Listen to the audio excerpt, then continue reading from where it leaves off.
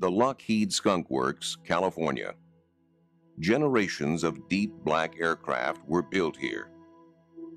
In recent years, its parking lot has remained full. Yet officially, it has little work underway. Too little to explain all the activity. Production of its Blackbird spy plane is long finished. Its last contract was for the stealth fighter. That is near completion. It cannot explain the work being done behind closed doors. Is a new, deep black triangular aircraft being built? Aviation experts suspect that the answer lies in a 1985 Pentagon document. A mysterious aircraft codenamed Aurora project was accidentally included alongside budgets for the U-2 and Blackbird spy planes. There has been no mention of it since. The first thing I heard about Aurora was that air traffic controllers out on the West Coast were being told to expect very high-speed targets on their radar screens. That it was a classified program, that they weren't to panic and they weren't to report it to anybody else. The next piece of information, and the one that I think really started me investigating the Aurora story, was a sequence of sonic booms over California. On Thursday, June 18, 1992, at 7 in the morning, and on 6 other Thursdays at the same hour in the preceding year, there was a minor tremor in Los Angeles.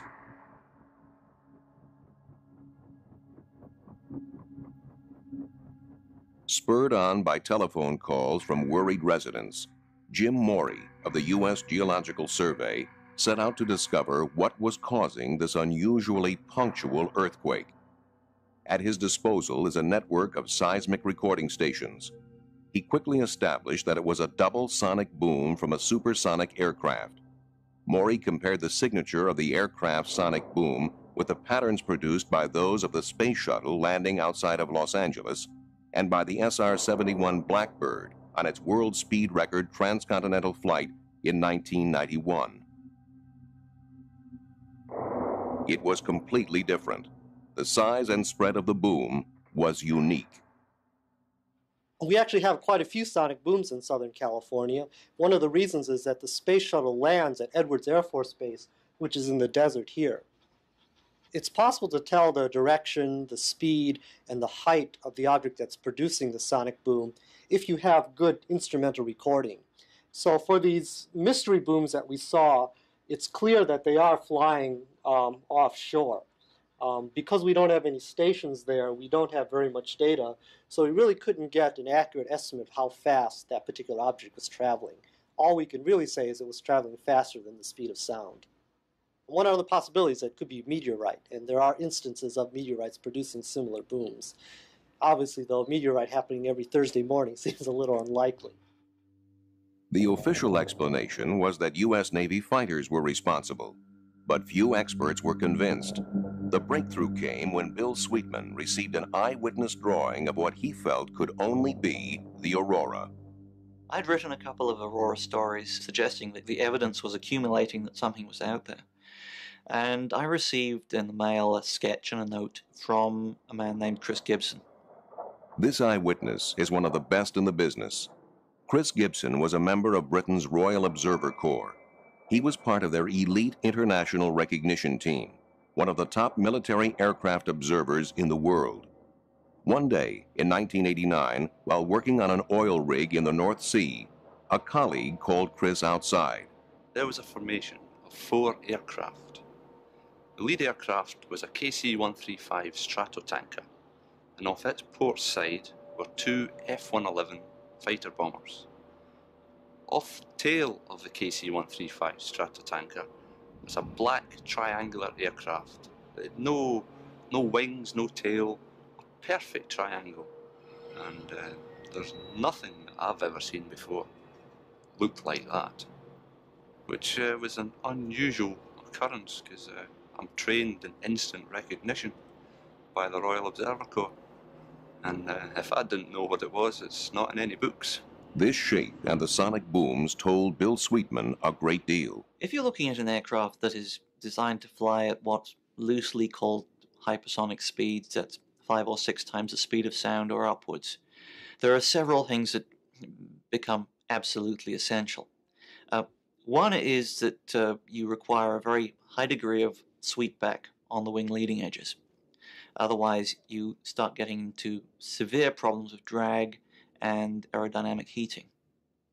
As you go into this very slender shape, you still need to have a lot of volume in that shape for fuel, for propulsion, for crew.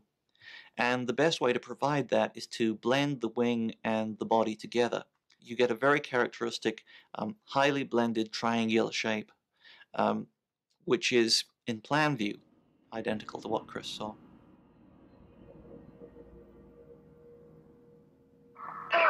In Amarillo, Texas, Steve Douglas may have captured photographic evidence of the Aurora. He maintains sophisticated military signals monitoring equipment in his home.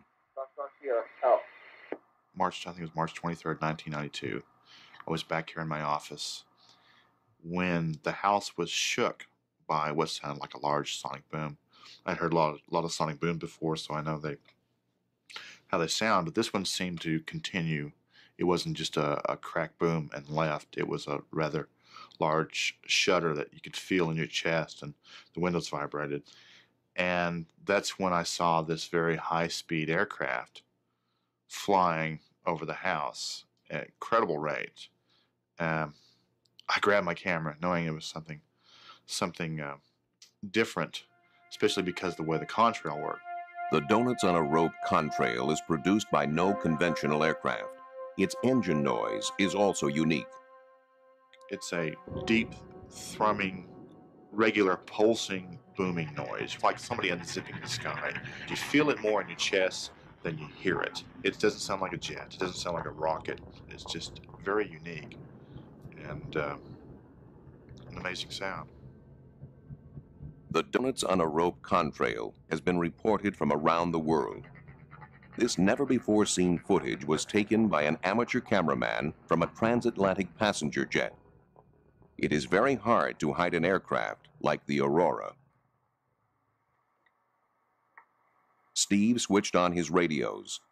On a military frequency reserved for spy satellites, he heard the call sign, Dark Star. Dark Star Sierra Formation Crew. Dark Star Sierra Formation Crew. Dark Star Sierra Formation Crew. Dark Star Sierra Formation. Be advised for that. Dark Star Sierra, out. I'd never heard Dark Star before, and I keep lists of thousands of call signs. The contrail and engine noise are the signature of a pulsed detonation engine, the kind of engine necessary to fly at hypersonic speeds.